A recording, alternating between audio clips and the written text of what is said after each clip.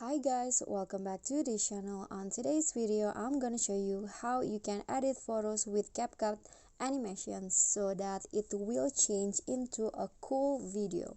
So here I've already add photos to the CapCut app. So what you can do, you can either use effects or you can either use a style in CapCut. But today I'm going to just use style. So click on the photos and then here click on style, and there are so many cool animations or style that you can choose. For example, this one, this cosmic effect, click on that to use and the result will be like this. Okay, it's pretty cool, right? So there's also a photo slinky so that the photo will be shaky like so, like that. And there's also particles disciples, so it's generating and it will go like this, so the object will be disappear.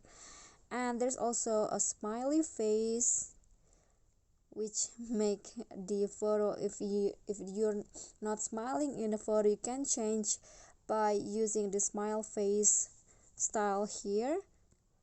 And there are also other that you can use. There's also camera shake, so that it will look like this, and others. Okay, I'm going to use this one. This last one is photo puzzle,